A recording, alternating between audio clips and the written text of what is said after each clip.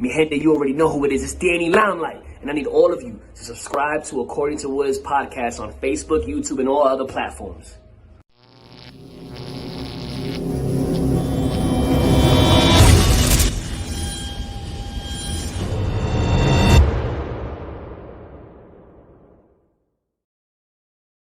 What's good, party people? This is According to Woods, and I'm joined by fierce females, BigFemVader Ayesha Raymond, also former Mae Young Classic contestant, and we're taking a look at the WWE Releases 2021 edition as of right now.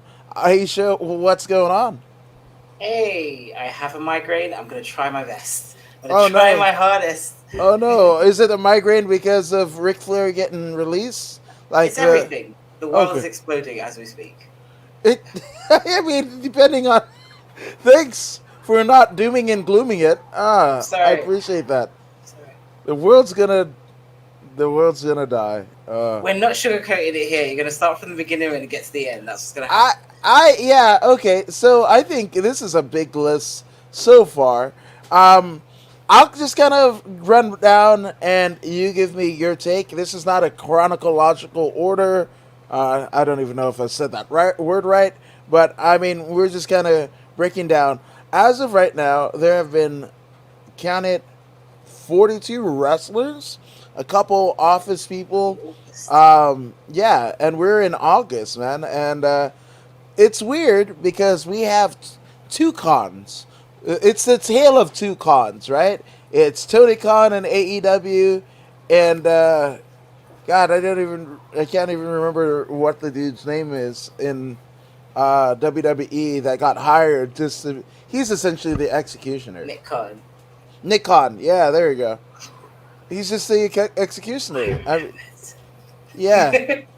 Hashtag never forget, even though I forgot, but I'm just saying.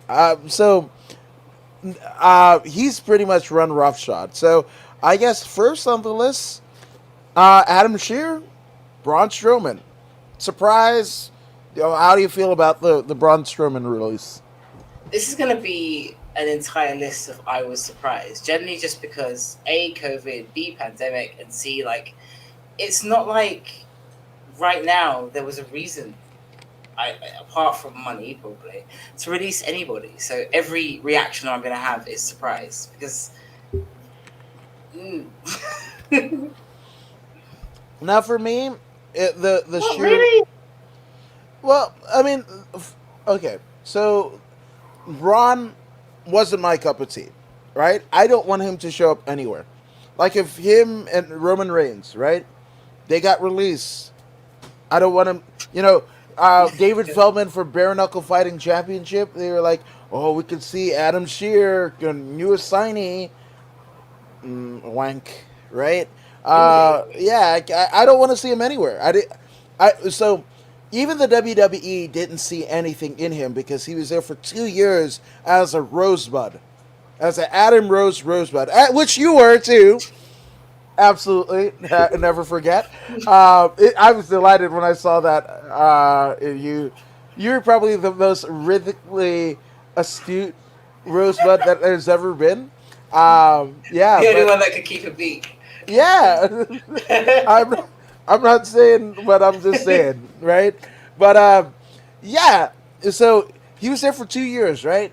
When you hear of stories historically, like, oh, with Bobby Lashley, we got to keep him in an OVW. We can't let Vince see him because once Vince sees him, it's a rocket to the moon for that guy. And that's essentially what happened.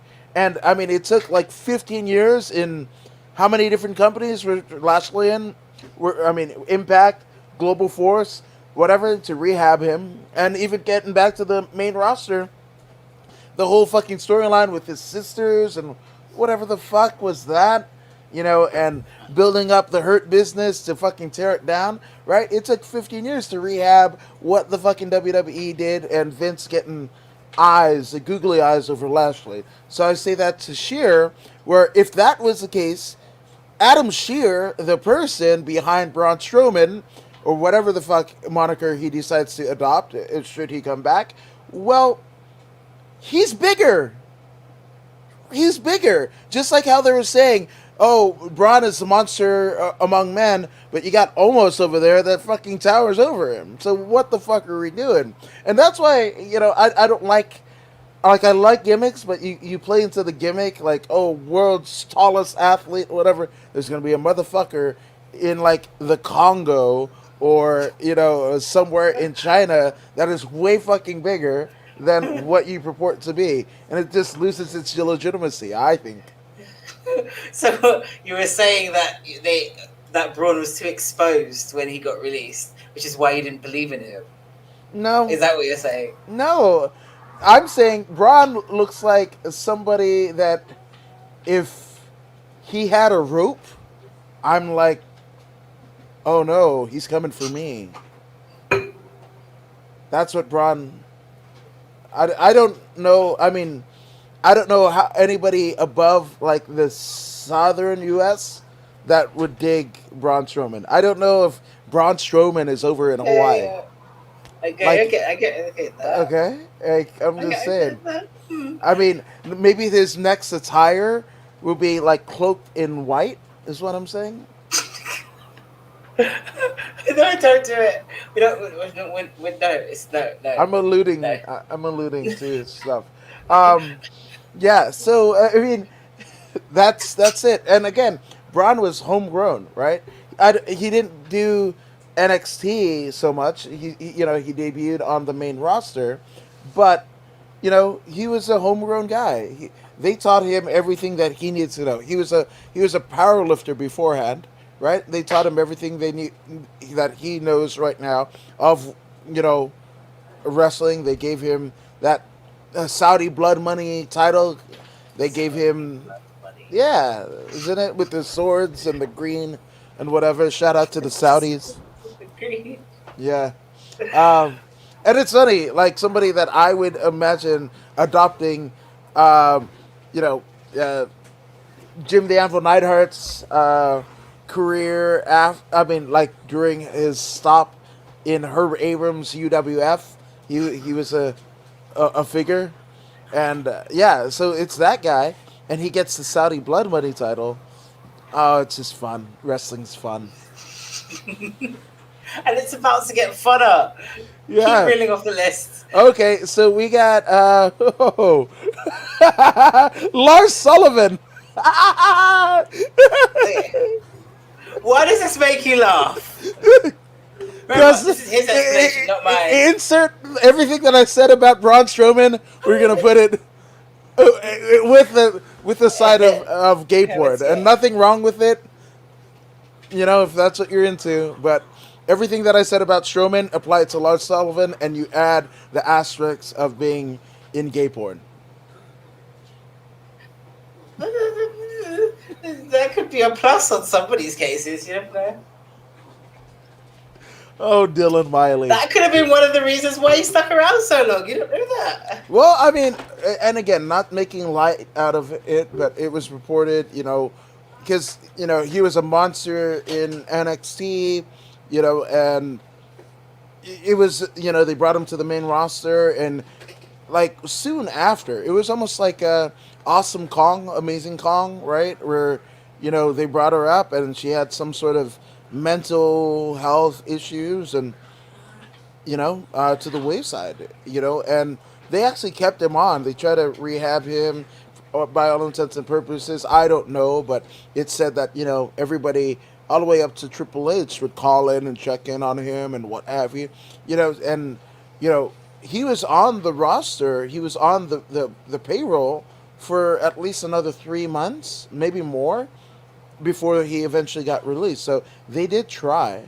But again, look up Dylan Miley's ex-Twitter posts pre-WWE when he was 17. If you're looking for racism and misogyny, you're going to find it with Dylan Miley, a.k.a. Lars Sullivan. But as we discovered with, last week's podcast, isn't that mostly not mostly, but a little bit every male's Twitter, MySpace, Bebo, back in them times? Not this guy. I always figured I'd be doing something else, and like this would be this something else that I would be somewhat of a public figure, so I try to keep it whatever. But also, I just called like two of the WWE's release like homegrown stars, maybe KKK members. He's already inducted them. You've already inducted them in your head. Okay, do you want to move on? Because there's more, isn't there? oh, okay. So this one is a mental mindfuck to the umpteenth degree, right? Because Jackson Riker, the former Phil Shatter, right, as a part of the Hardy Boys' North Carolina clique, that includes Shannon Moore and Hurricane Helms and all that, whatever. Well, Phil Shatter, I can't remember his real name, but like that's the name he used on the Indies. But when Matt and Jeff were vlogging when Matt got fired for eating grapes and all that shit, whatever. Well, all of them were, you remember everybody changed their Twitter handles to brand. It was Matt Hardy brand, Jeff Hardy brand, Rebby Hardy brand, Phil Shatter Hardy brand, Everybody was a brand. Yeah, everybody was a brand, right? And Phil Shatter, then later Jackson Riker, is there. He makes some pretty patriotic, thinly veiled racist comments on the Twitter, and he is at the time, he hadn't wrestled on NXT TV, Riker, but he was flanked by Steve Cutler and the other gentleman. I can't remember his name, but they were the Forgotten Sons, right? And wouldn't you know who won the pony? Because the two other, the Forgotten Sons, right? I want to say it's Cutler. Oh man, I can't even remember the other one. Honest to goodness. If they just had long hair and beards, they all had long hair and beards, right? But these two, were essentially at the behest of like what happened, right? Like they moved further down the card. The Forgotten Sons basically was, like disbanded, right? And the two guys that didn't do anything of that sort. Oh yeah, it's Wesley. No, Blake. Wesley Blake was Cutler and Blake. Wesley Blake, Steve Cutler. But Blake and Cutler get cut, and Jackson Riker is working on top. What in the fuck is that? Oh, it's the weird way of. I mean, we've all established now that 2020/2021 is basically Neverland, and everything and anything can happen right now. And your deep breath just confirms it. Yeah, no, 100%. I don't get it. I guess we'll go to, and we know where he ended up, but Andrade, right? Andrade gone. Andrade wasn't somebody that I necessarily saw as a main,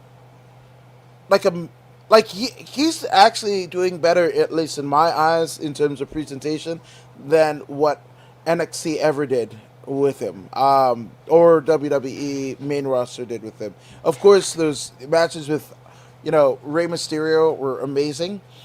His baggy tights for his body shape, it was always a miss for me.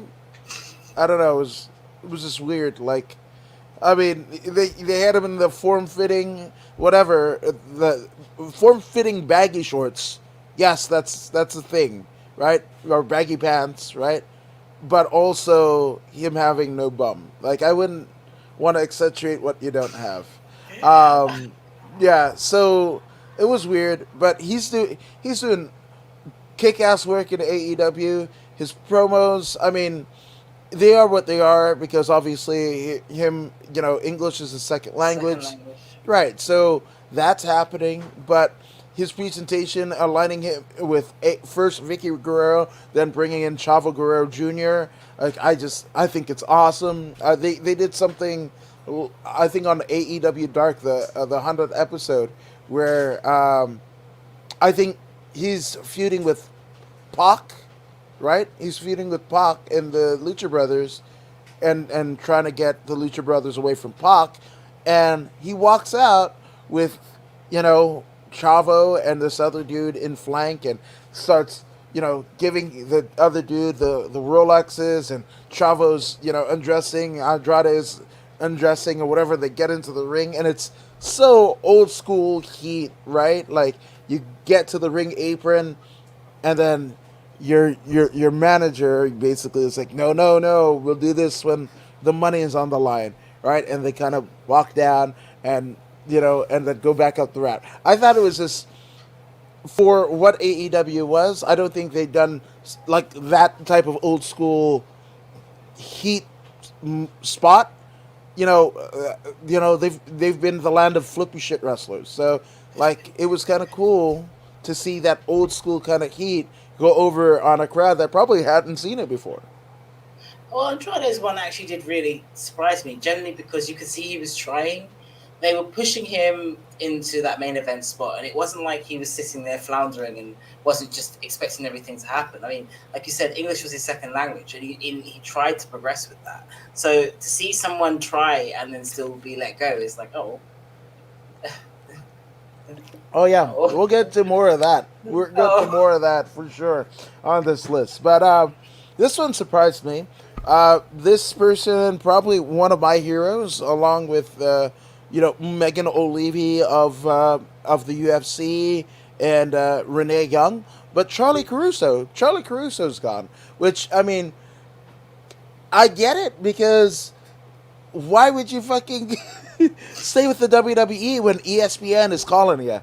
Like, she's doing the and this is a fun one. She's actually doing the after show for the Ultimate Fighter, the UFC show. So I get on Tuesday, Wednesday night, I get my dose of wrestling and MMA all in one, with Charlie Caruso doing the post show for a UFC reality show. Oh, I mean, yeah, she's still greener pastures. How do I say that without, sounding mean? You can't.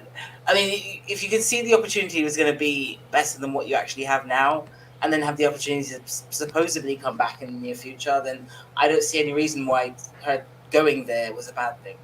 It would have been stupid of her not to do it. Yeah, and I mean, look at Jonathan Coachman, right? He's come back in recent years, and Rick pre-shows and everything after his ESPN tenure. So, I mean, never say never, but I'm glad that she's gone now, because she's just much like Renee Young before her, right? They're way too much talent, for the fucking bullshit that WWE is serving us under the thinly veiled presentation of sports entertainment. Jesus, it's really shit. It's really shit. I say it's really shit. Yeah. These are not Ayesha Raymond's thoughts, feelings, or sentiments.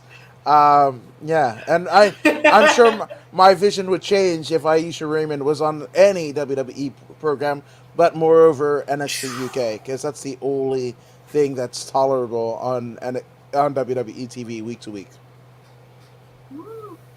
That's my feeling. I'm just saying. All right. So we go from Charlie Caruso. Oh, Big Show. We know where that guy went, right? Yeah, of course. I mean, to be fair, were you really surprised? I'm not surprised. I'm surprised that he got hired for commentary. Really? Oh my god! I've watched all the Big Show stuff on Netflix. It has entertained me so. Okay, yes, he's good. He's good. But commentating matches, man, that's almost like I feel Big Show commentating for AEW, right, is almost like Miz being the mentor of Bryan Danielson in the previous incarnation of NXT. I could just, what the fuck are we doing? No, I can see where you're coming from there, but still, he's a good talker. I mean, even though, and it also gives him a chance to show off his on-screen personality without wrestling being involved. He's trying to. He's smart. Think about it. No, not buying it. Okay. No, I'll just leave. No, it's man. at one point, I would say like definitely Taz and Jim Ross were the best in the business, right? At one time, Say that again. Taz and Jim Ross stop. were two of the best My commentators. heart is bleeding. Okay, Leona Lewis. What? bleeding alone. Taz. I'll let you finish before I scream at you. Well, he was definitely the best at something, dude. Because I walked around like fucking Taz around my damn high school. Because I was a short, fat fuck that liked to throw shit. Of course. That's me. That's me. I'm a short, fat fuck that wanted to throw shit. Just saying. So yeah. He was at that one point the best in the world of what he did. Whatever the fuck that means, right? But like Jim Ross and Taz and Big Show all in the same cover. What the fuck are we doing? The thing is, not the best, but Taz added a sense of Taz was the lighter version of comedy after we had Jerry Lawler. So not bad thing. But I see the talking and JR, one of the best. Like how could you No.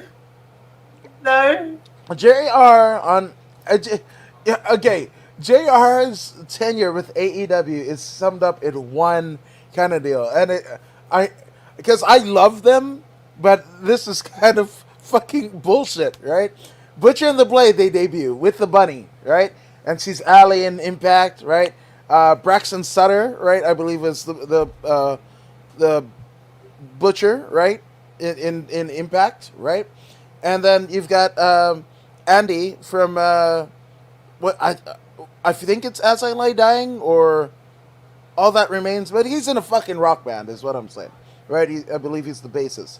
But yeah, they debut, and it's kind of a run-in, and people are cheering, right? And JR's like, "Who's that?" And Excalibur's like, "It's Butcher." Well, who's he? Blade. Well, who's she? Bunny. When they had never, ever been announced. Like, if you knew two of the three, it was from Impact Wrestling. And they weren't Butcher and Bunny in Impact. Right? So how the fuck is, like, damn near 70-year-old JR supposed to know that? And all Excalibur can offer on air, on live fucking TV, is announcing their names. Announcing the name doesn't explain. Like, if you told me, what the fuck is a rutabaga? And I say, it's a rutabaga. Is that a car? Okay, so, I mean, like, yeah. And I to me, in terms of visual impressions, Butcher, Blade, and Bunny are probably one of the most, like, I hope they fucking build shit around those three. Because I think there's real money in them. But again, the presentation was dog shit. It's weird because, there's nothing that's never happened in wrestling that we haven't seen before, and I think people are just running out of ideas now. I generally think that's what's happening because everything there is no cool way of debuting now at all. No, we've done everything. You've done everything, but if you haven't seen it yet, it's new to you. Just like the Chavo Andrade spot, right? To my knowledge, that was the first, fucking approach the ring and then beg off to that extent and presentation that I'd seen in AEW in its near 2-year, existence, right? And I thought it was cool to see it there with those two guys. I thought it was fun, So, I don't know. I have wonky taste, so I will say that in total disclosure, But also, right, 3, I don't want to group them up. I don't want to group them up. But Billy Kay, Peyton Royce, formerly known as the Iconics. I believe it's Jessa McKay and I forgot the real names and what have you. But yeah, those two were...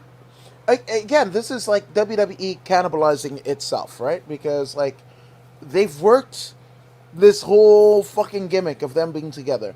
That's the reason, and they're in NXT, and they fucking do amazing, right? I thought they were amazing, right? Get brought up into the main roster, and yes, they get amazing shit, and they held the WWE Women's Tag Titles, right?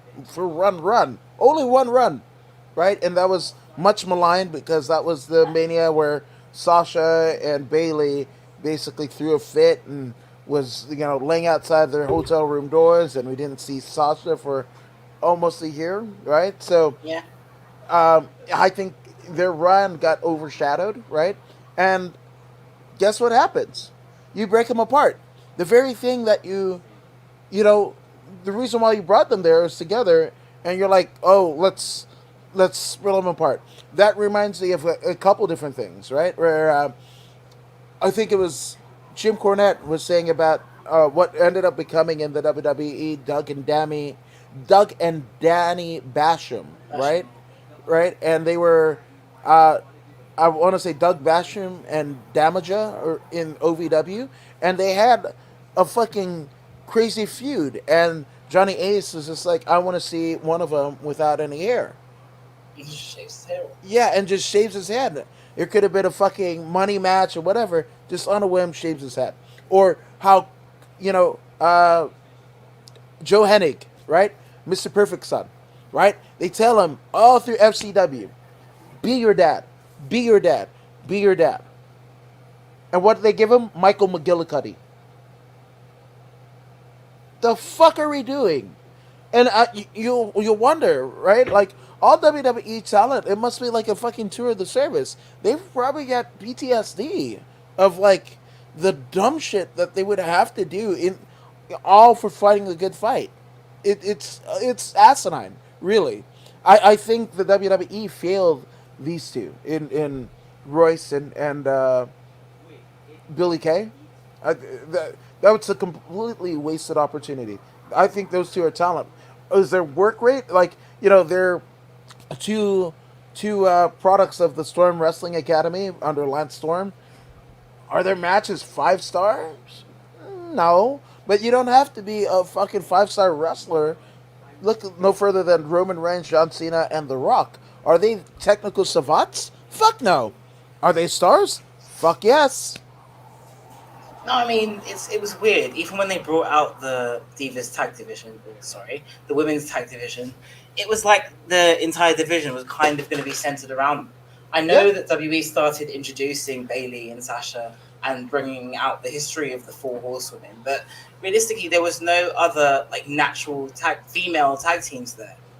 If you think like that, but I was just like,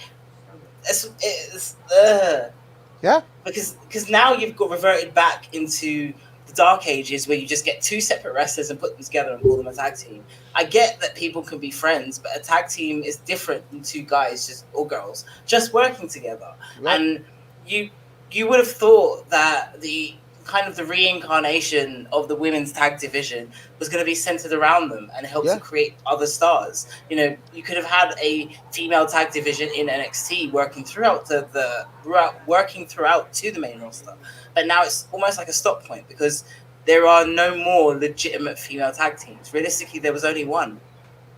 Yeah, no, 100%. And I guess moving on a bit, but talk about like people that they just fucking bring up to break up. Fucking Tucker Knight, right? He was part of Heavy Machinery along with Otis, right? And this guy's whole career was predicated on whether Vince, when they got called up from NXT, they, much like Enzo Amore and Kaz, were a decent act in NXT, right? Garnered views, garnered a reaction, but, their entire WWE main roster run was predicated on if Vince found Otis funny, which he did, but at the behest of Tucker. Like, that's fucking shit, man. And I think they might have tried to rehab him and send him back to NXT.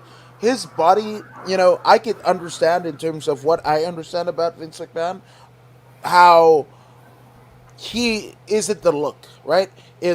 If Samoa Joe isn't what Vince envisions as a WWE superstar, right, then Tucker's definitely not going to be either, He's no Yeah, Matt Morgan. He's no Ultimate Warrior, you know. But they didn't give him a chance. but you know these things when you hire them. It's not like they gave you a different aesthetic. There was no like false promo picture or the footage wasn't edited. You know, and knew what they looked like before you even hired them. So I don't understand why that becomes even a factor. It shouldn't. It shouldn't. It shouldn't. But fuck, man. I don't know. I think this guy again. Jackson Riker, the one who literally has said racist shit and whatever, but he's there working on top. But Tucker and Blake and Cutler are not. Is just completely laughable to me. Yeah, yeah. I guess in the Forgotten Sons realm, former NXT head referee Drake Wirtz, formerly known as Drake Younger in the indie scene, but yeah, a bunch of outbursts, patriotic outbursts at Florida council meetings with his NXT shirt. Yeah, man. You don't have to put everything on Twitter. I agree. Just don't do it. Like every time, this is what everybody should have, like a Twitter aid. I have a Twitter aid. Okay. Okay. Every time you have a thought in your head, I message it to my Twitter aides, and they tell me yes or no. If it's a no, it doesn't go on Twitter. Okay. That's why I'm hardly on Twitter, because most of the things I shouldn't say that. I mean, to each their own.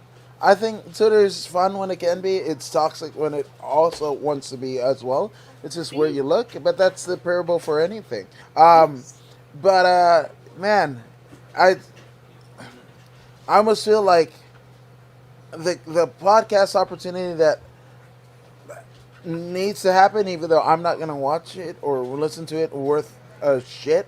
But Dana Warrior with her fucking, visions of Ultimate Warrior, fucking kicking the ass of poltergeist to protect his warrior girls, and fucking Drake Wirtz. Because Dana was a part of the WWE creative team. Drake, member of whatever the fuck he was a member of. Which also might be what Braun Strowman and fucking Riker. He's just making a list. Hey. He's just making a list of who you want to turn over. For what... I'm probably on their list, but that list is not good. So I guess they made my list. He's trying to save us all. I'm saying. It's a crusade. Those work so well, right? Crusades. No. That made me Pinky laugh. Like Pinky and the Brain laugh. Narf. Anyway.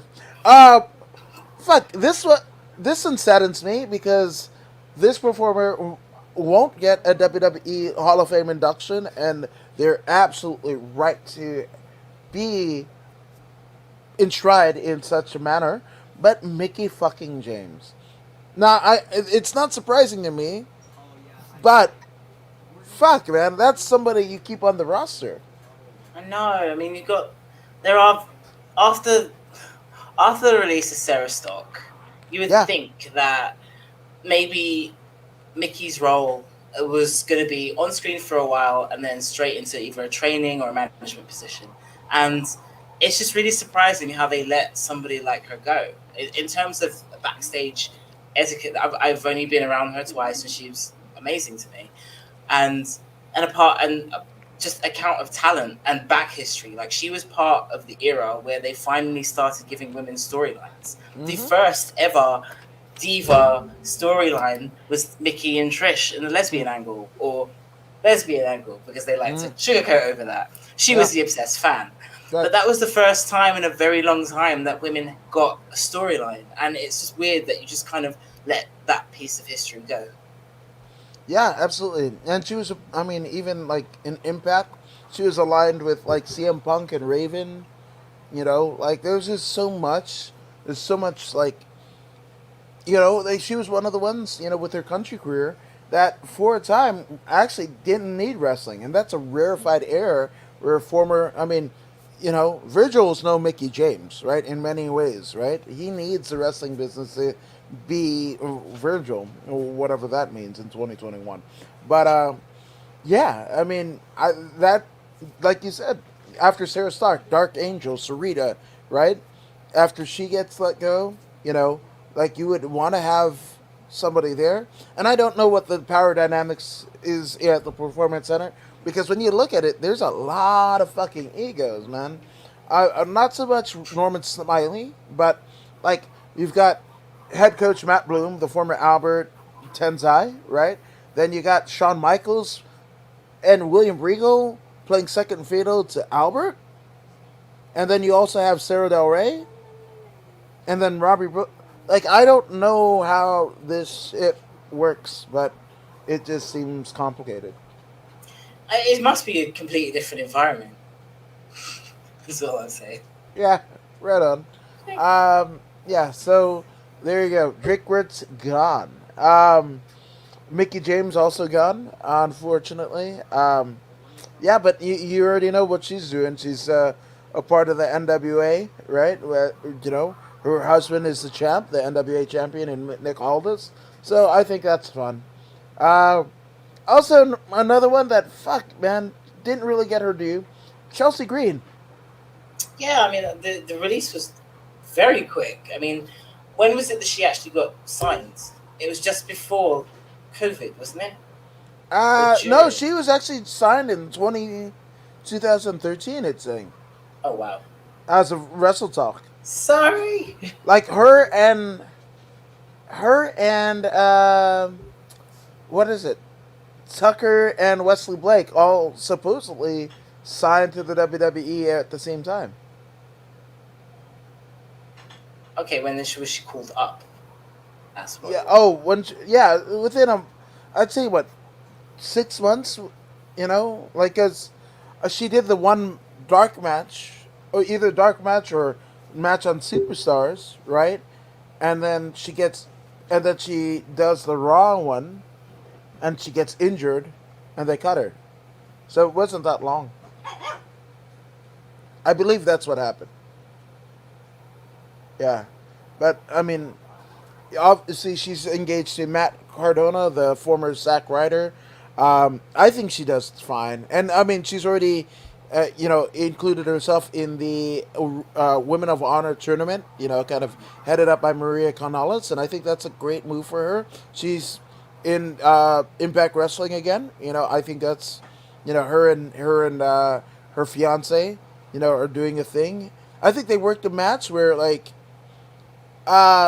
whoever I guess Cardona was engaged to Tanel Dashwood, and they did a match of the current fiance and the ex-fiance in Impact. Yeah, and I was like, I mean, if you're a dirt sheet, kind of lurker, that's a fun match to kind of see, like, oh, the old versus the new.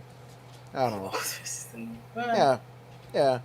So there's that. Then we have, going a little bit further down the list, Bo Dallas. Yeah. Okay. Exactly. I'm moving on. I guess you don't believe. No, it's that. Where were you hiding for so long? That you were able to. I don't know, but wherever it was, I'm sure JTG gave him directions. It's a horrible joke, but it's true. But, I mean, by all intents and purposes, it looks like he is completely out of the wrestling business, selling, I think, party rentals or commercial real estate. So he's fine. Him and Liv Morgan are together. So that he's going to be fine. He's going to wash his hands with wrestling. This is a third generation guy, right? Him and his brother, right? His grandfather is Blackjack Mulligan.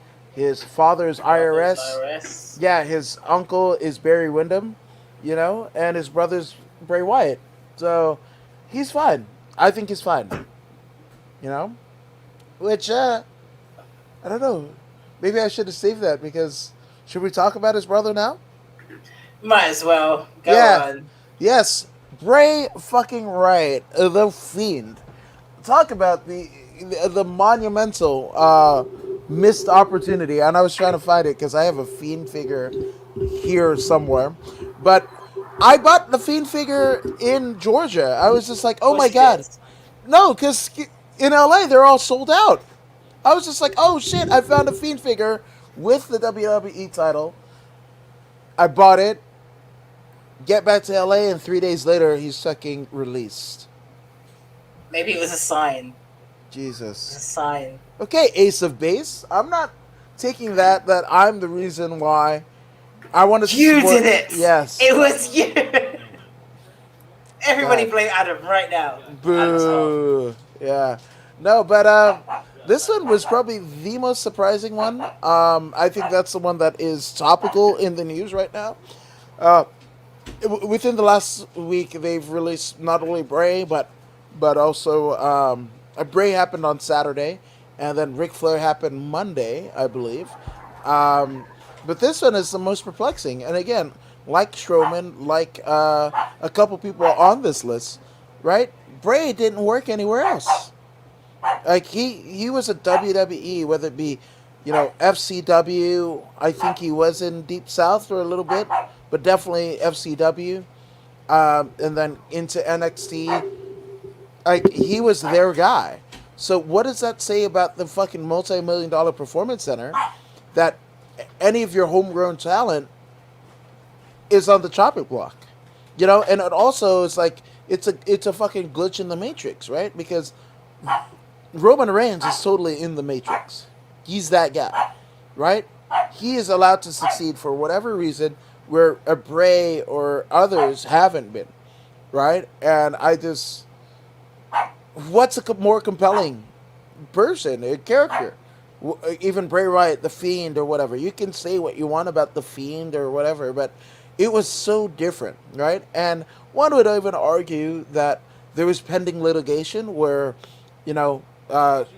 I believe Sin Bodhi as well as Doc Atrocity were in litigation about the Fiend essentially being stolen. The two of the ideas that they had, stolen from them and given a bigger production budget with Wyndham Rotunda. That it's almost like how people talk about Led Zeppelin and all this shit is plagiarized, right? Does that make them any less great? I don't think so. Because you still have to be able to carry that shit out, carry out the vision. And regardless, they could have gave him dog shit. I mean, you remember the other Saudi Blood Money show where they fucking him and Rollins and they just fucking piled fucking chairs on top of him with red lighting and it was garbage. Even the fucking Saudis are like, this is bullshit, right? And he still came back. And it was a compelling fucking character. And what? And what? No, the problem with... Oh, sorry, go on. No, that's it. That's all I got. I say it's two sides of a coin here. I'm surprised that they let him go because he was such a compelling character. But then I'm not surprised because they did everything within a year. Everything that you could have done with The Fiend was done within like 18 months. A year, 18 months. So what else was there to see? In all honesty, what else was there to see? Well, the continuation of the fucking whatever the hell with Alexa Bliss. Yeah, but she can grow as a character by herself. Her being Can connected she? to him. No, but isn't that the point? They're not going to be together forever. No, but we didn't get to see this. Like now, I haven't watched the fucking current product, in quite a while, so I can't tell you what the fuck happened on Monday night or whatever. But like, was she still doing the fucking dark Alexa Bliss character, the Bray Wyatt infused fucking Alexa Bliss character? Yeah, she was. Okay. She cut a promo with the gloves and stuff. So it doesn't fucking make sense when you don't have the guy. I don't know. To me, it doesn't fucking make sense. And I'm not saying, people are like, oh, cancel Alexa Bliss. She's a phenomenal performer. I think she was, when she was with Blake and Murphy, and she, her fucking turn in the ring, unique. Her fucking sparkle splash, unique. And you could tell there was something there. And how she's cosplayed as like fucking Freddy Krueger and whatever at the various NXTs and different events. Like, she's talented. I just, again, her gimmick doesn't make sense to me without the Fiend. I can see what you mean, but maybe they didn't want the gimmick anymore. Maybe they wanted her to revert, go back. Okay, then Monday is when you do it, right? Because Logic says that, yes. Logic says that, right? And it's not like they're a big, I guess, purveyors of continuity, right? Because the Retribution and Raw Underground existed in the same WWE universe.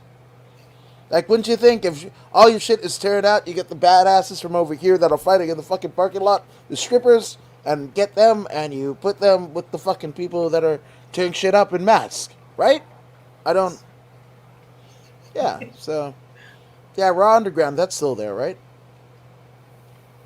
Yeah, exactly. Yeah, let's just say yes. Okay. All right, you're being kind. So, Callisto. Okay. Okay, for me, Callisto, that Lucha House Party, was just filling the role of what the fucking the Colognes did. Primo and Epico. It's the same fucking. They're like, oh, we got Latins. We got like shit that the kids are gonna pop for every time at the live events. So you do that. And they were making up for Mysterio's masks as well. Don't forget about that. Wait, what do you mean about Mysterio's mask? Masks, like so literally the merchandise sales. Oh yeah, 100%. But I mean, Callisto is gone, and him and I believe it was. Oh, he is Samurai Death Soul. It was him and might have been the Lynx. I forgot his name. The other Puerto Rican gentleman that looks like a cat. That looks like a cat. Yeah, in Lucha House Party. Now you've made me confuse both of them in my head. There's the cat guy. There's the Grandma Talik. And there's Callisto, the other guy. What's his name? God, what's his? Oh, you're gonna have to make me Google it for a reference. You're gonna have to Google it because you should know this. Lucha, I know. House Party. Okay. Lince Dorado. There we go. That's him, right? But. As their contracts were coming up and they were jobbing out on WWE superstars, right? They're like, oh, they were counting down the days, and Kalisto got to his, pardon the pun, sorry, Baron Corbin, but got to his end of days. You say jobbing out, but still got paid. Friday night? Still got paid. Okay, right on. I would love to see Roman just get beat to shit and oh, he still got paid. Not no, that's different. WWE's shit creative. We all know that that's different. Then, Roman Reigns is completely the representation of WWE bad booking. The fact that people like Roman Reigns, I know that the Illuminati exists. No, yeah, because it's basically propaganda and being fed the same thing for ages. Mm-hmm. If you're fed the same thing for ages, you'll learn to love it. I hated pasta when I was little. Now, because of fitness, I love pasta. Wow. Like the tacos? No, just pasta in general. I couldn't chew it. When I was little, I just used to put it in my mouth and swallow it because the texture just made me feel sick. Now, because of... Huh? So it's pork, right? No, just pasta. Just pasta in general. Oh, pasta. Oh, yes. That's what you mean. Oh, okay. I thought you were saying Pasta. I thought you were saying El Pastor, and I was like No. pig. Okay, I'll do the American way. Pasta. Okay, Is that fair better? enough. I'm sorry, I'm a dumb American, so I don't know shit. Pasta. Got it. That just Yeah. hurts. You didn't like spaghetti? There we go. Even better. We say that the same. Spaghetti. Yeah, I hate it. Yeah. Okay. Everybody's got a preference. Again, people like Roman Reigns. It's weird. I Like can't I said, explain. He's pasta. Yeah, absolutely. What, like the Hulk Hogan Pasta Mania shop in the mall?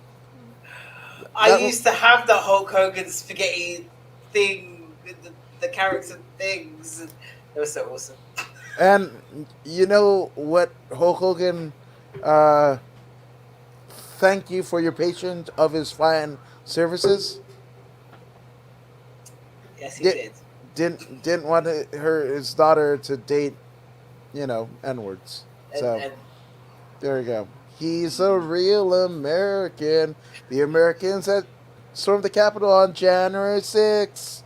He's a real American. Fight for the right. Fight for a life. is Hogan on your list as well? Oh, fuck yeah, he's on my list. Fuck that guy. Is he the grand leader? Fuck him and OJ and Cosby. OJ as well. Oh yeah. Yeah, OJ you and guys have Cosby. adopted OJ. You can have him. You can have him. Keep him. We're done. Okay. We're done here. We're done here.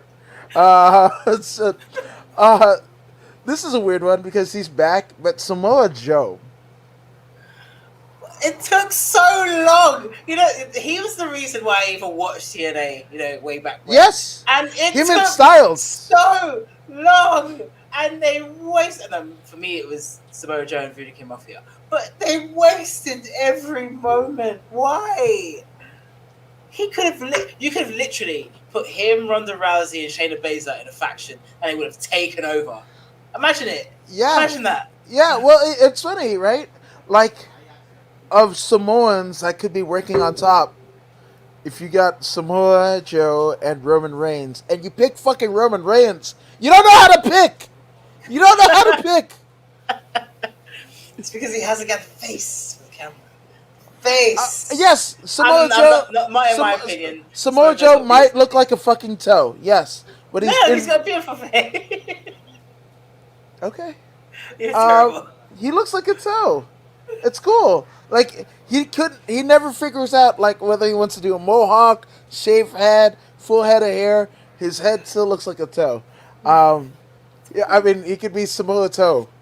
But, no, incredible fucking talent, like, incredible promo, like a fucking, I mean, in this day, that to have a fucking fire, like, I mean, spitting fire, meat and potatoes, babyface and or heel promo, like, that's it, and of course, it's not cool, Brett got on him with the whole Tyson Kidd shit, with the muscle buster that went wrong and all that, but still, Samoa Joe is fucking Samoa Joe. I don't say, like, you said, like, him and Baszler and Rousey.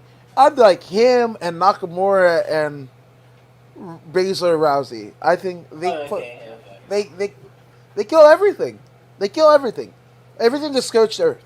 And if you want to, like, whatever, maybe Fish and O'Reilly, right? Like, this all of them, and they just fucking kick all the ass, right? But that's a perfect world, because that would assume that WWE actually gives a shit about anybody that I just mentioned, and I don't think they do. It's just, like I said, it's just really strange how literally everybody we waited. We knew one day, someday, down the line, he'll be in WWE. It's going to happen.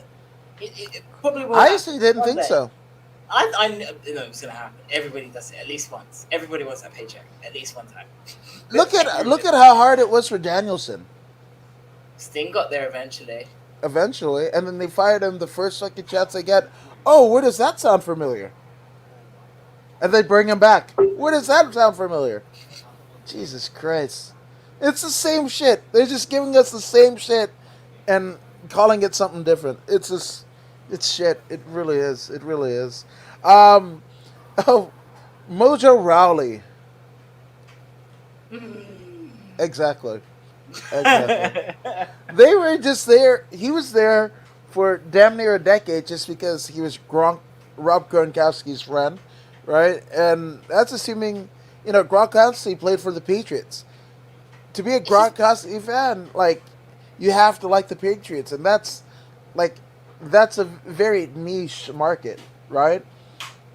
In terms of all football fans, how many football fans are Patriots? Tom Brady, like, they're the establishment, right? Gronk was the establishment, right? And he had that run, after he had retired, but Tom Brady pulls him back. They win another Super Bowl, all that jazz. And they were like, once Gronk wasn't coming back, we were going to release Mojo. And I think Mojo was talking, or Dan Matha is his name, but was talking with Chris Van Vliet about, like, yo, I fucking painted my face like a fucking dope for a year and a half. For what? Oh, for you to fucking release me? Like, you told me that there was a fucking story. We shot vignettes, damn it. And nothing. It's just the whole American Pie jock mentality behavior thing. It just didn't rub well on me, and I'm just like, you don't entertain me at all. Yeah. That was literally I feel bad. I'm sorry. I'm sure you're a lovely person, but I'm like, Stifler was boring. You're boring. That stay hype and running. That was the best thing, right? Like, him in NXT.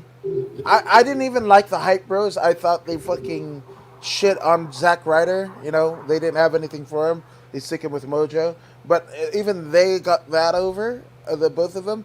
But, like, I actually like the fucking part where he ran around the ring, ran into the ring, and ran outside the ring. It was just a guy that could move so agile like that. It was kind of mesmerizing. But as they say, then the bell rang. And there's nothing there. Not even that. Then the bell rang and he was blown before the first spot. Hell yeah. Ultimate Warrior. Just saying. Right on. Yeah. Just drop motherfuckers on their head. There's some, like some developmental whatever. Jake Clemens, I don't know of. Alexander Wolf. I mean, I could see this one. Because he fit in the, what is it? What did they call them? Sanity, right? His look, it fit Insanity. It was kind of a stretch to see him in Imperium. I love NXT UK. I love Walter. I love it. Imperium. But the fact that, like, he did stick out like a sore thumb next to Bartel and the other guy that does the flips but is bigger. Does the flips but is bigger. I forgot that guy's name. I love it. I just like when they go like this and they show up in the tracksuits and Walter kills everything. But I mean, I know one is Bartel. Bartel, I was amazed. Like, I didn't see much of his work outside of the WWE, right? But when I saw him, I was like, he is one of my favorite wrestlers going. Like, he just is. He just is. Like, his moveset, the way that he commands the camera every time. Like, in a tag team match, dressed in black trunks, he can fucking steal the show. That motherfucker. He's a talented one. And the other one was on the Cruiserweight Classic as a bigger, portlier guy. And, man, I can't remember that guy's name. He's Italian. That's all I know about him. He's Italian. He's bald.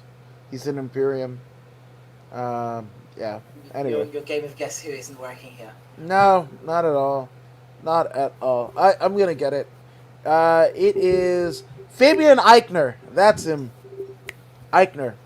He's Italian with the name of Eichner. That's fun. Just saying. There's mixing that happens. But, yeah, so we've got that. We've got... Who else? Who's on the list? Oh, God. Skylar Story? Sorry. Ezra Judge? You right? Don't know. Speaking of Ronda Rousey, but Jessamine Duke and Marina Shafir are released. Now, Marina Shafir is the wife of Roderick Strong, Jessamine Duke was formerly with. Oh, I don't know if we could say that. I don't know if I could say who she was with. Nah, Who, probably who not. yeah, I'm not gonna say it. It's their business to tell or whatever. But she's no longer with said person, um, and with somebody of a completely different sex apparently. Which kudos to you, Jessamine Duke. But yeah, I mean, this basically any inclination of us having that four horsewomen of Charlotte, Becky, Sasha, and Bailey, right, against Ronda, Shayna, Jasmine, and Marina, that is off the tables. That's gonna go in the list of like, I don't know, fucking Cody versus Dustin at Mania, right? Yes, it happened years later in AEW, and look how good it was. Imagine if they got it at Mania, that would have been so much more awesome. But it's here nor there. For me, Jessamine and Marina, for all of their MMA, acumen, and it was more Jessamine that was in the UFC on the Ultimate Fighter, a former model, but Marina was basically just Ronda's judo partner, right? Like they were teammates in some respects, and those two just never seemed like they got it, and in the manner that Shayna Baszler is still getting it. She got it. Like I think Ronda getting signed, Jasmine and Marina getting signed, all that. Of course, on paper it was for Ronda to kind of come in, but really, it's for Shayna. All three things are all Jasmine, Ronda, and Marina are essentially burners for what we are still getting on a week-to-week basis out of Shayna Baszler, which I think is great. I mean, I completely agree with you. At the end of the day, we all knew that Ronda wasn't going to be around forever, and Shayna was the one She was put through the WWE machine for God's sakes. She was going to be the one that was going to fly the MMA flag for WWE. So. Mm-hmm. Yeah. Uh, we've got Vanessa Bourne. Nothing. Exactly. Yeah. I guess. I think she was in a tag team with Aaliyah, is what I believe. But yeah, released in signed on 2016, was there until May 19th, 2021, and they cut it for budgetary reasons. So best luck to you, Vanessa Bourne. I don't see how she doesn't get picked up somewhere. I don't know what her ring and work rate is or whatever, but I kind of see her almost like Tenara Conti. I don't know if maybe AEW, like, and there's arguments that AEW's rosters are pretty bloated just because all of the NXT talent or the WWE talent that are getting released almost on a daily basis since the beginning of the year, or what, March of this year, right? But when you've got like a CM Punk or a Bryan Danielson or a Mickie James and what have you out there, I'm sorry, like Vanessa Bourne might not be as touted as a lot of these other releases. Depends what she has to offer after she's not underneath the WWE umbrella. I mean, she could show us something completely different. Yeah. Yeah, but I don't even know what it was. Anything from her is going to be different because I don't think I ever saw a Vanessa Bourne match, and if I did, it wasn't memorable enough to remember, I guess. Sorry, Vanessa. I'm sure you're lovely, but yeah. Speaking of Kavita Devi. Oh, she's such a sweet. Obviously, I know her from the experiences at Classic, and she was going to be the Indian representative for WWE, and like she tried her hardest. I'm sure. She's as a person lovely, and they tried to make her the powerhouse, almost kind of mirroring Carly, if you really think about it that way. She was the female version to what Carly was going to be. Exactly. That's why I knew she wasn't at all. She moved like him. She spoke like him. It's very difficult to move around such big limbs. I say that as also a big person. Yeah. It just seemed like like at any given moment, her knees were just gonna fucking buckle. Much like Ali. Like I don't even know how that dude walks. It's like, it's like you remember those Chinese takeaway boxes with the little metal handles, Yeah. and then chopsticks. Like they Yeah. stuck the box full of your favorite Chinese food dish, and then you put the chopsticks down, and the fucking takeaway box is on top of it. That is essentially Great Khali. Put the chopsticks in his legs. Yeah. Yeah. Yeah. I'm just saying. His joints are just made of rubber bands and toothpicks. Pretty much. Oh my gosh. Yeah. Until you prove me different. Like, we saw him in the fucking, baggy fucking pants, but, like, it was just like fucking noodles. Like, limp fucking noodles. Carrying around all that girth. It was weird. My knees are burning. You saying that hurts. Oh, okay, Blue Oyster Cult. Your knees are My burning, knees. burning for you. Right on. Yes. This one, I good riddance to fucker. Velveteen Dream. It's a weird one again because I'm one of those people who hates bringing up when the wrestling world burned to a crisp, last year June.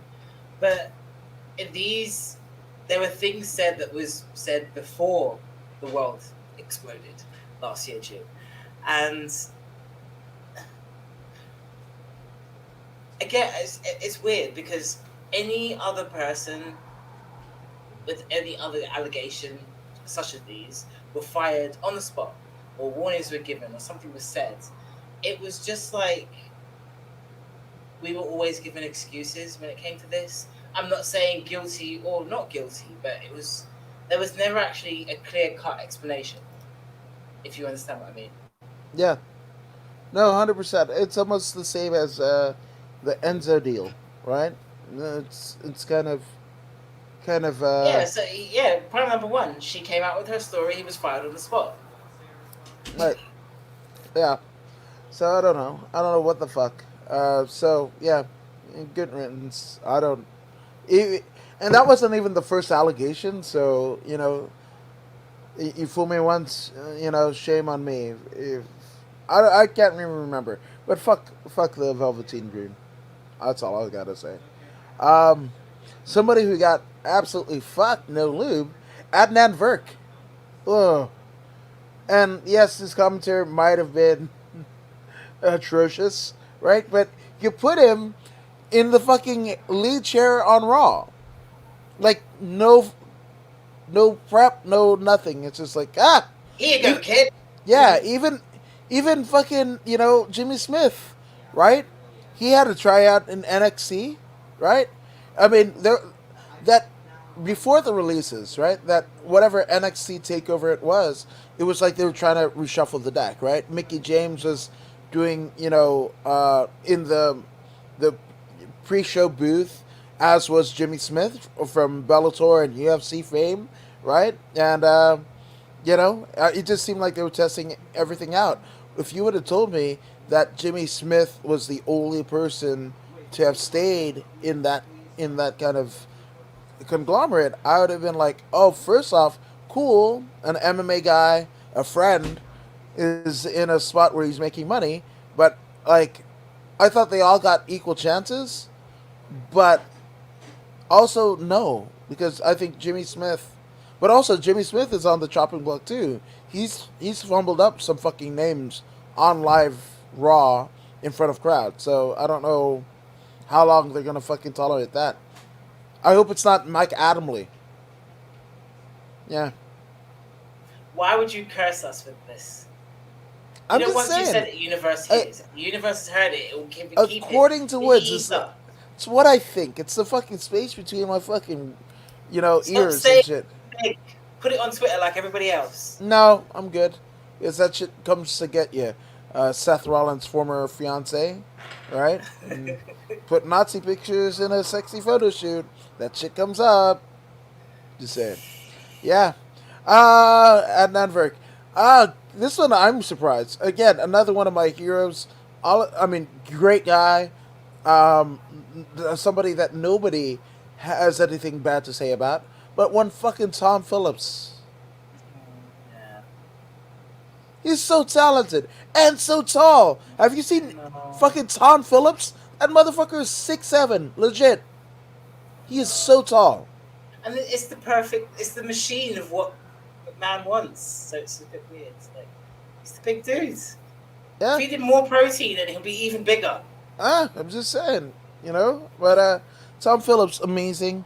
He'll land like anybody. And Tom Phillips he's not just a wrestling guy. He can do it all. If you want a news reporter at a local news station, or New York, like, fuck. I mean, they've got Tom Sanford. He does his fucking sports reporting on New York fucking local TV and still does his WWE shit. Like, Tom Phillips is ultra talented. I can't wait. I hope he has a podcast, a la like Renee Young and shit like that. I just think he's just so good on the mic. I like that dude. So, and I even saw him as like an heir apparent to Michael Cole going forward. That's here nor there. See that? I see what you mean. Yeah, absolutely. Also, we've got oh man, I forgot that window. Jesus Christ, where's it? Oh, Lana. It was only a matter of time, really. Don't you think? Yeah. Did she not want to go? I mean, it's better being with her husband in the land of AEW than staying somewhere where she doesn't really want to be, in essence. Yeah. I mean, if they fucking jobbed you out to tables week after week for like 7 weeks straight, I don't know. I wouldn't want to be there. Fuck it. Maybe they're trying to tell you something. Yeah. We're going to bury you to fucking shit. So, she'll probably be in AEW. That's it. Again, one of those where like, be Russian. And then don't be Russian. And not explain it to any of us why the fuck. That's cool. Fuck WWE sometimes. Ruby Riott, Heidi Lovelace, and I believe now is going under the moniker of Ruby Soho. Shout out to Rancid. Fuck yeah. I love that. Yeah. I mean, we already spoke about this when her original release was up. Amazing talent, and she just has bounced back on her feet, so there's nothing more to say. Yeah. And again, fuck. Go Google or YouTube Ruby Soho, the song by Rancid. You can thank me later. It's fucking great, and I love that she has this as the moniker. Yeah, man. But again, filling fucking voids, right? So they had Lita, and then they had another rocker-s chick, right? And then you kind of like go down a couple generation, and then can you count Ashley?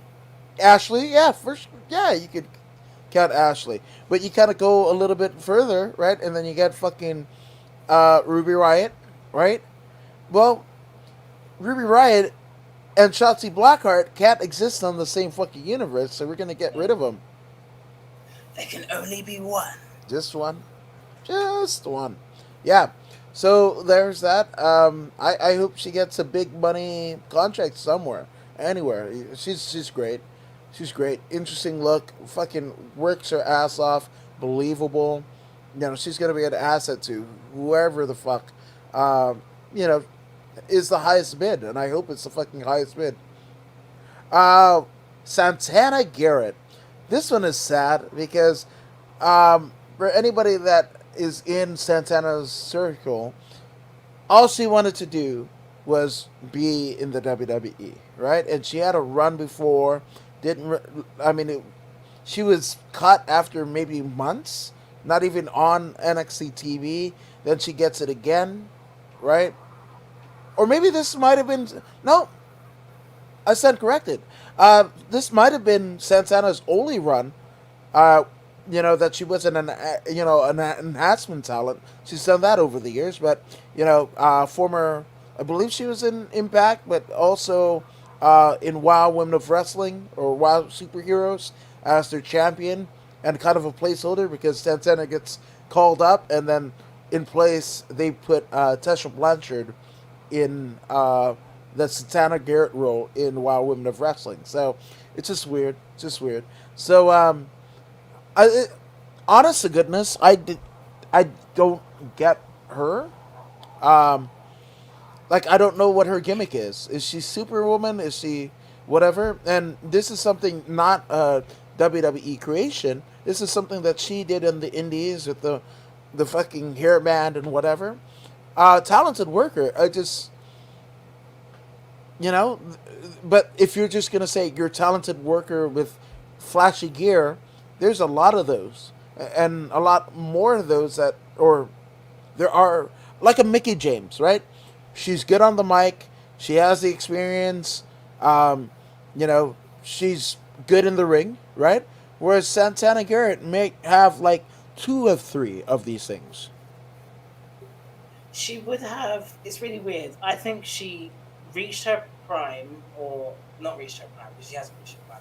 I think she steps into the business. She's probably about 10 years too late. Yeah, The Santana Garrett character and persona would have worked within the almost post Diva era, the era of your um, Candice Michelle's and yeah, almost a Diva Search era. I'm not saying that she embodied that kind of character in her work, but she could have been that face of that kind of archetype to stand out because she could work. She would have probably fit in within that era, not the one that is now. Because what they're doing now, especially with the women, is every woman seems to have a thing about them, or even a character. And she was almost kind of embodied horrible thing to say, the generic diva character, which they're trying to get past. yeah. No, yeah. It's that's rough.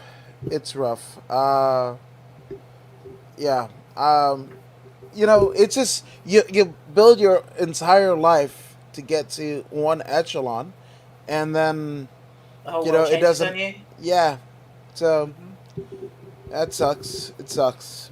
So I don't know where Santana goes after this. Honestly, goodness, and if she's gonna be motivated to do anything, what have you, So yeah, oof, that's rough.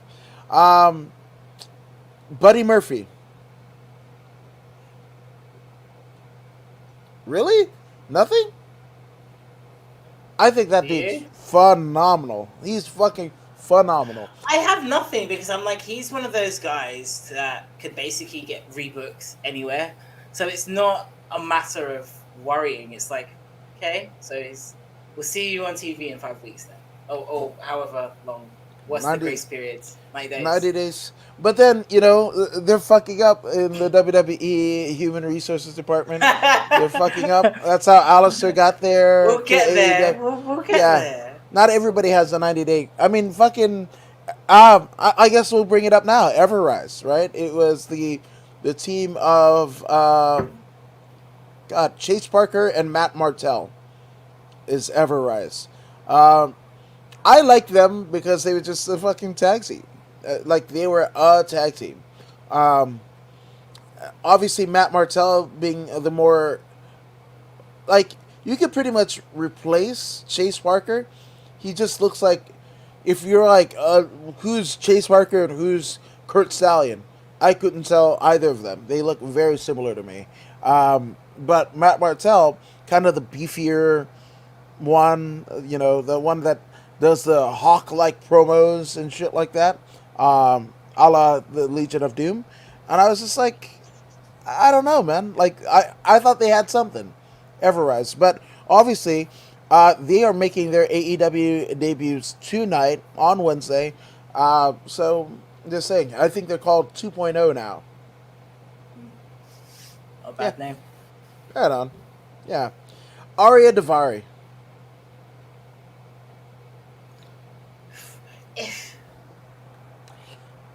I would say, I mean, no disrespect to Arya, but maybe the least talented of Ari, right? I was gonna say I just prefer your brother just because he did bodybuilding, but you're me. No, it's not. I mean, again, uh, Sean and Marty, right? Sean and Marty, right? There's Sean. As much as I do not like Shawn Michaels, I just, like, yeah, the Seidels, right? Okay, You got Matt Seidel, and then you've got Mike Seidel, and Mike Seidel, is weird. It's weird, and he's the one who wrestled first, and then Matt came in later. But it's funny because like he just looks a step off Mike Seidel. The way his feet are planted, and I think he might have one of those boat-legged Matt Hardy, Arn Anderson things where like it literally looks like they're on one of those compasses, like the nautical compasses with the pencil and the little whatever. It's like they're on that and they're trying to punch, but it almost looks like they're going to fall over. Wow. Yeah. Wow. You notice how like Matt Hardy when he does the fucking leg drop and it looks like a fucking wishbone? Oh yeah. It's that. It's that. Oh. So Mike Seidel has that, and it like when it looks funny, like when he's punching, because he's leaning over, and it looks like he's gonna topple the fuck over. Now I'm gonna watch carefully. Thanks for that. Yeah, I'm just saying. Arn Anderson has it too. That's one reason why his spine buster is the best. He gets that extra torque because of his hips, the way that they rotate.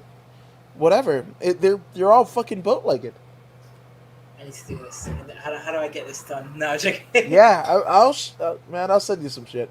Yeah, so there's that. Aleister Black, we already know what happened to that guy, right? He's Malachi Black. Arya Daivari. Tony Nese. I mean, he's almost like a Jerry Lynn, right? Where like a talented performer has won a championship everywhere that he's gone, right? He was the Impact X Division champion. He was the WWE Cruiserweight champion. But aside from his abs, I can't remember. I mean, he was there since 2016. So what? 5 years? Yeah. Can I tell you verbatim a Tony Nese promo? Can you say match? Match for sure. Match one for sure. that sticks out in your head. Well, definitely Cruiserweight Classic. Okay. Cruiserweight Classic, and then when he won the Cruiserweight title. I can't remember who it was, but that was a fun match. Can't remember the opponent. But it's because Tony Nese shined. That's the thing. When given the chance, he does. But it's just like him and Chris Sabin, right? He's almost like a Chris Sabin of a different era. Now, obviously, Chris Sabin isn't as fit as Tony Nese, but he kind of reminds me of that kind of archetype where like this talented guy, and I want to call him a Ring of Honor guy, but I don't know if Tony Nese ever did stuff with Ring of Honor. But that kind of archetype of like just like these workhorse fucking guys, the Danielsons, the Samoa Joes, the Ciampas, right? Like all of those guys. When you think Ring of Honor, it's just like the work rate. You don't have to be a great promo. You're a good worker. Get that. So Yeah. you would say the indie darling. Yeah, Yes. for sure. Yeah, and Underground says evening. Tony Nese in Impact the X Division. Also, Buddy Murphy would be awesome in Impact's X Division. No, 100%. Tony Nese comes back as the returning X Division champion, much like Mickie James did, right? As the former Knockout champion, that history and what have you, and goes back and rules shit. I would love to see Tony Nese. That would be great. Tony Nese versus fucking Buddy Murphy. Underground, I think you got something there. But yeah, that's that. I hope the best for Tony Nese. I think he's talented, you know.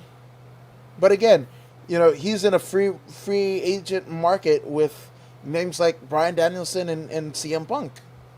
So It's not really a bad boat to be in, is it? yeah, if you're trying to get a big money deal, that's rough. It looked. I mean, you know, if there was no 90-day and he would have already showed up somewhere, it'd have been awesome. And by the time that whoever bigger name comes in, you know, he at least will be established and maybe work a program with said incoming guy. But yeah, no, he's got that fucking 90-day. So, poor guy, poor guy. Yeah. Moving on, Breezango, both Tyler Breeze and Fandango. Okay, Tyler Breeze is my fucking dude, man. Like when he was in NXT, that was when I really started to get into NXT, and Tyler Breeze was a star. He reminded me of a Nature Boy Buddy Roberts of a new era, or a Gorgeous George of a new era. Gorgeous George had the Georgie pins that he would throw out and whatever, and the valet.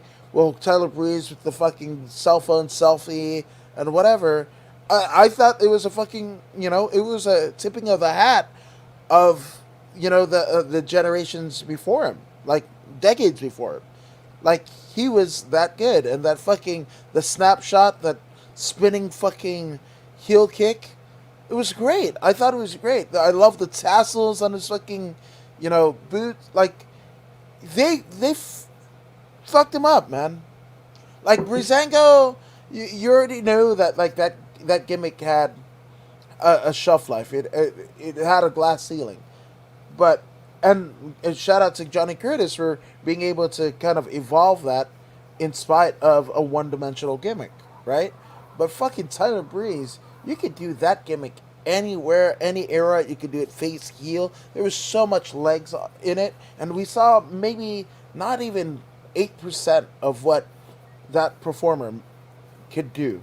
Obviously, him and Sean Spears have their own school down in Florida, and Sean Spears is in AEW. So maybe we get a reuniting of sorts. I mean, like you said, Breezango, Fandango, Tyler Breeze, those gimmicks did have short shelf lives. But then we say that, but did they give them too much too soon? Because the dance took over, because the selfie craze took over, they were there all the time. Yeah. Maybe if they would have spread out their exposure just a little bit more, it wouldn't have got that old that fast. Yeah. Yeah, but I mean, also, I mean, it's WWE. You're working with whatever gimmick they gave you. You know, you could have a 15-minute match, you know, burned down to 2 with entrances. You know, yeah, fucking A. I don't know. I really think that one, the fucking, I think he was Matthias Wilde on the Canadian Indies, and Tyler Breeze, that's his name. That was a fucking tremendous missed opportunity, I think. You know, Underground says Tony Nese with Caleb Conley, as they were in Evolve together, would make sense if they want to tag again. That could be it. And I believe Caleb is with NWA, so maybe they do that again. I don't know. So yeah, I mean, that could happen. And he says it's TNT. I've changed my name due to me having Melissa Santos announce my matches for Universe Mode Series. And if you guys want to check out, like literally some of the most astute video game booking in WWE Universe Mode, I would warmly encourage you to go ahead and check out my guy TNT Nitro's YouTube page. I'll probably fucking tweet it. He's tremendous. He's got like the booking. I think Jim Cornette would love his booking, which you can't say for many people this day and age. It's gotta be good then. Hell yes. You know, and yes, who remembers the Breeze versus Liger match? Yeah, at TakeOver. fuck yeah. That's what I'm saying. And that's when that guy could go. He could still do that. He could still do that. And he's not going to do that for the WWE. That's fucking WWE's loss. The merch, there should have been way more fucking merch. You know, people were saying like, They could have sold phone covers of his face. Yes! The fucking furry selfie sticks on WWE shop.com. They fucked him over. I mean, like, really, they did. I hope he got paid, like, ass loads of money, because, like, that guy is so way talented. And if WWE doesn't see it, well, again. They could have actually done a promotional deal with, like, hey, what's your biggest standing mobile company? Like AT&T. Yeah. Yeah. They could have done a promotional deal with AT&T and sold Tyler Breeze phones. They could have had WE phones. Special edition. No, 100%. Yeah, they just, I don't know. Yeah, that one stings a bit. Because when I saw that gimmick, I was like, that's Buddy Rogers, that's Gorgeous George, like, updated for a new audience. Like how, what is it? You know, $1 Million Man, you know, JBL and Alberto Del Rio's essentially, yeah, it's the same gimmick, just of a different generation. So, yeah, yeah. So there's that. Next name on the list, Austin Gray, who primarily competed on 205 Live. He an entertaining dude, and he just made his re-emergence on the indie scene. I guess it was an indie that he worked before he was in the WWE, and he got a fucking monstrous pop. Like, they fucking played his music. It was something 80s inspired, or it might have been an 80s fucking one-hit wonder song, and people knew, and they started looking around each other. Now, the arena was probably about like 300 people, but even still, like, the amount of like actual joy, people were like, you could see the fucking YouTube video. People were looking around, was like, and he steps through the fucking curtain, and it's just a basic fucking curtain, and it's just like, and people could not believe themselves. And during, you know, the 205 Live, as it was starting to kind of go awry with the amount of talent that they were releasing just of that show, right? It was like he was poised for something bigger, right? He emerged, you know, as a star of the latter day 205 Live. So it's just, it's rough. Oh no, I mean, it's just one of the ones that makes you realize that anybody and everybody is basically subject to this list. Yeah, absolutely. And Underground says, is Ayesha a wrestler? She has a look, and ROH needs the talents. This ROH. Yes, absolutely. Thank you. And you are a wrestler. You're competing. I am a wrestler, and I have wrestled for ROH one time. One time? Yeah. When I came over to do the UK tour for ROH, it was me versus Haley Ray. Versus who? Haley Ray. Wow. Holy shit. Oh, I'm going to fucking put that in the fucking YouTube machine. I want to see that. I want to see that. Machine? Yes. It's the Google machine and the YouTube machine. Yeah. Okay. So we've got the Bollywood boys, the Sunil and, what is the other one? Sunil and Samir Singh, right? The Bollywood boys. Yeah. I think they're talented. I really think they're talented. I really love the shit with them and Jinder Mahal. I really like that was probably one of the most underrated gimmicks in the WWE over the last 20 years. It's just because they're too politically sensitive. So they don't want to push gimmicks like that way. That makes sense. That makes sense. But I just said, like, Muhammad Hassan could have made a lot of money, even though he's Italian. He could have made a lot of money. Yeah.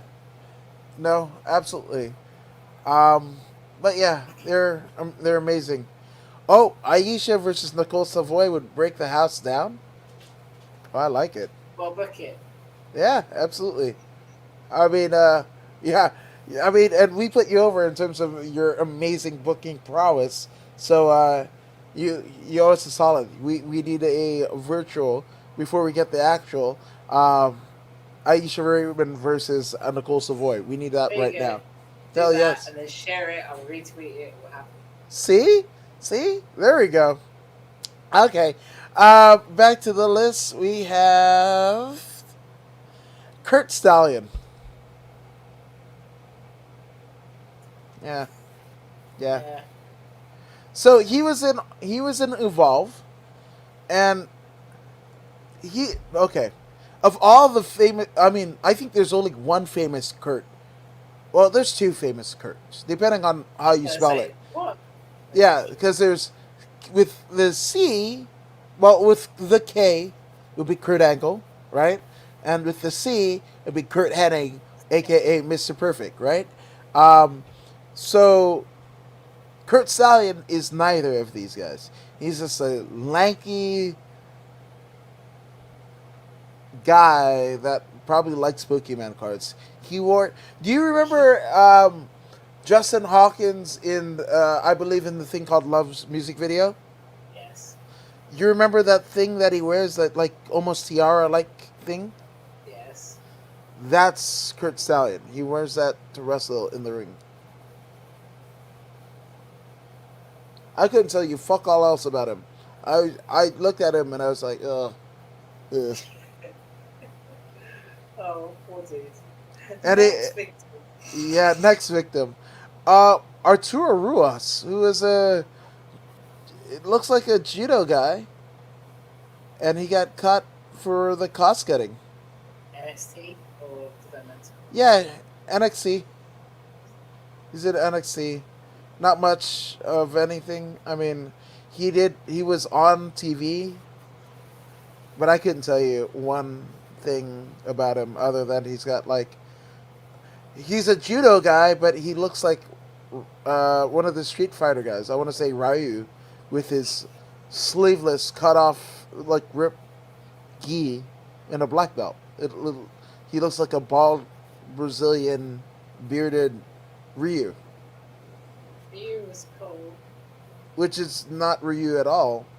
A lot of those traits. Yeah, I don't know. Here's one. Killian Dane, or as you guys on across the pond know him as Big Damo. It was only surprising because Sanity literally broke in as like a steamrolling thing, and it broke through a brick wall.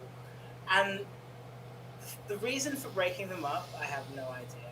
But it was almost a kind of, they needed that group for just a little bit while longer to establish their characters. I think breaking them up so early was what kind of made their characters have less meaning, because we didn't really get that much of a chance to learn about the entire faction of Sanity.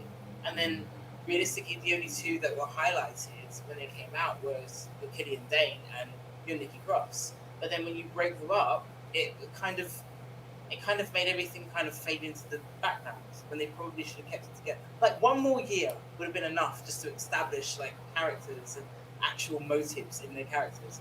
All we knew were these guys were just crazy, and that was it. Yeah.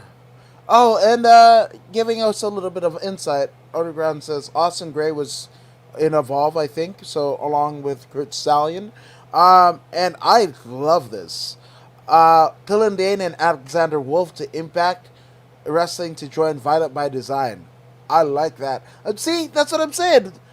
Underground, you're the best booker in the business. I swear to God. Are you familiar with Violent by Design? No. Okay.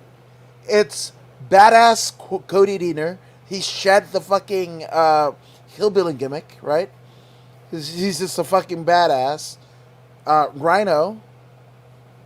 Joe Doring of All Japan, right?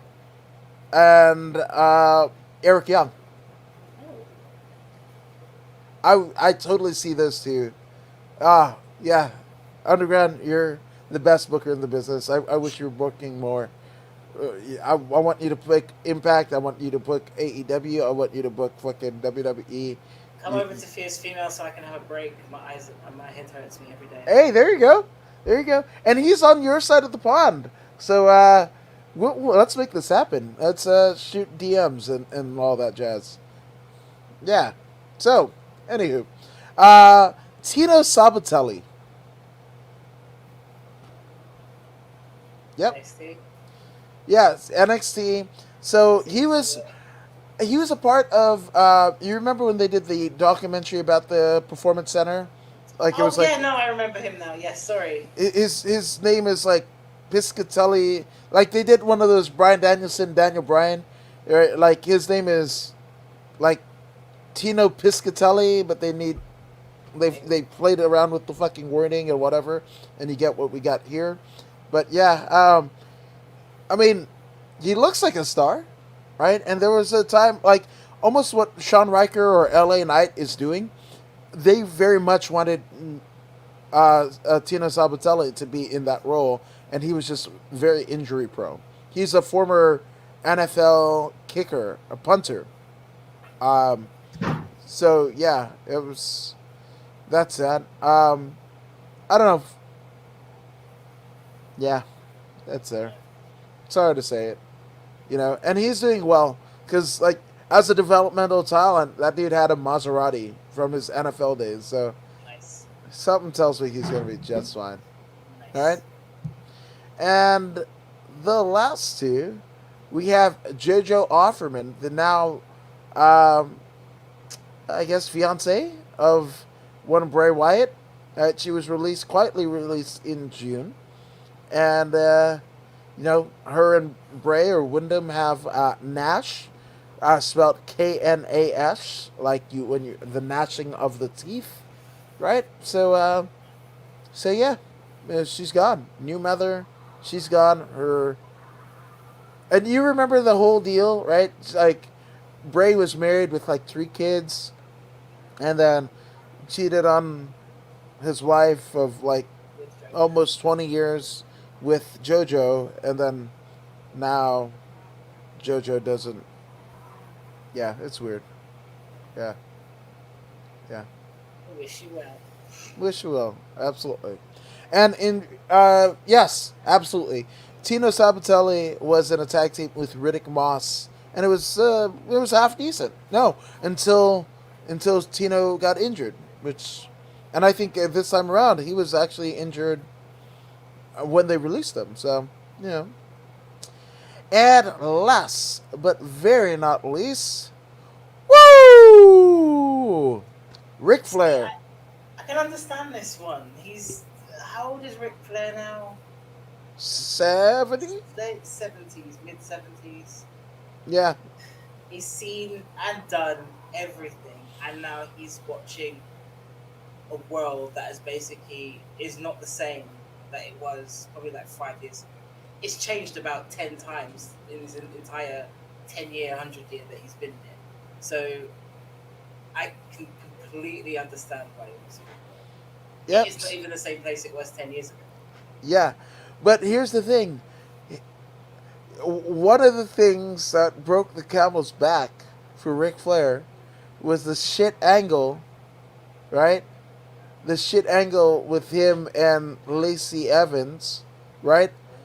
And supposedly him getting pregnant. I mean, him getting Lacey pregnant, and then she ends up actually getting pregnant.